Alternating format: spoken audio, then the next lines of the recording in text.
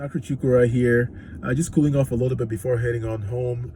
I've had a few things I've been thinking about this week, and these thoughts have gotten quite intensified during my workout today. Today was leg day, so I have all this excitement, all this energy, and I just want to share.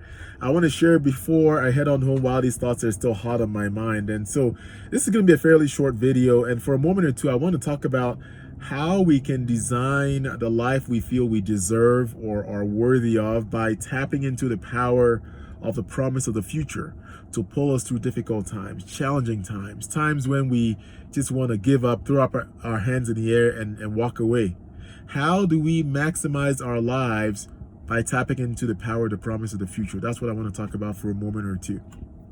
To set the stage, I want to share a story, and this is a story about me when I came to the United States, and I remember this like it was yesterday. My parents had just thrown a farewell party for me. All the well-wishers had gone home. My parents drive me to the airport to catch a midnight flight from Lagos, Nigeria to Idaho Falls, Idaho. We've said our goodbyes, plane takes off, and as I watched the landscape that I once knew, that was once familiar to me, fade away into this dark abyss. And as I look into this dark abyss below me, all I could think about was the reality that it was now all on me. The future success of my life was dependent on me. Whether I failed or succeeded was all on me. I didn't have mom and dad to go crying to anymore. Whatever happened to me from there on out was on me. And as I stared into this abyss, I was freaked out. Fear crept into my heart and my soul, and I was tempted to shrink.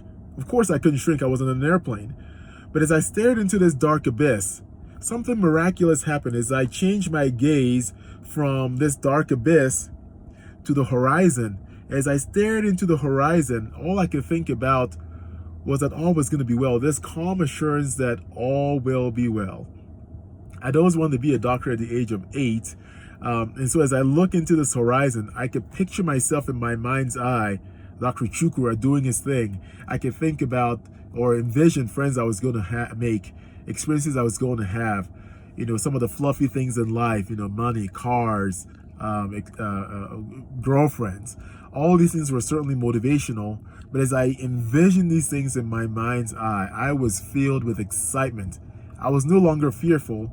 I was no longer terrorized, and I was filled with this infusion of enthusiasm as I looked into that horizon, thinking that all will be well. And I've leaned back on this experience even as an adult, even today as an adult. When times get tough, I still go back to that experience. I still look to that 18-year-old kid in that airplane, terrorized, and all of a sudden being filled with excitement. I still go back to that experience to gather strength, to garner motivation, to push forward, to push through, to pull myself out of my funk. The challenges in life, the particularized difficulties that I've faced since I've been here in the United States, I still go back to that experience to harness the power of the future to push me forward. And that's what I'm suggesting. When times get tough, gather up strength from the future, the beautiful things you want for yourself, the beautiful things you want in your life, experiences, whatever it is, money, fame, whatever the heck it is, whatever it is you want for yourself in the future that you feel that you are worthy of, or maybe you deserve from your work, let those things be the things that pull you through, not the past. And the past does deserve honorable mention here, because you really can't talk about the future without talking about the past. So let's talk about the past just briefly, because I think that the past does merit mention.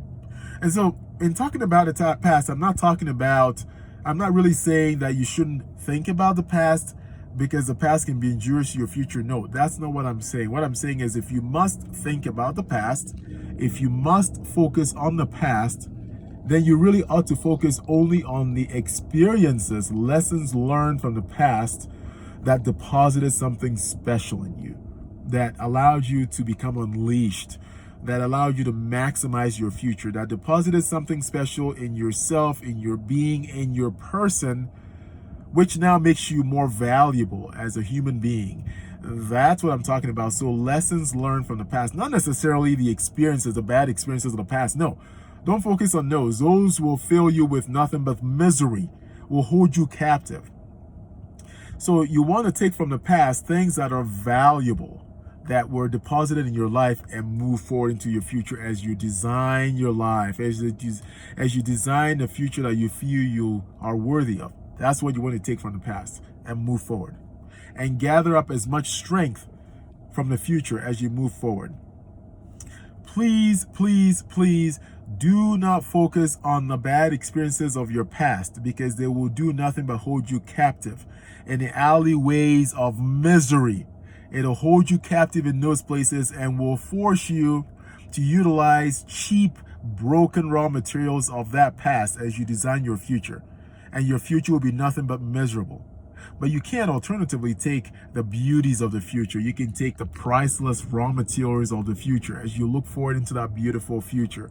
You utilize those raw materials to design your life, to design the kind of life that you want.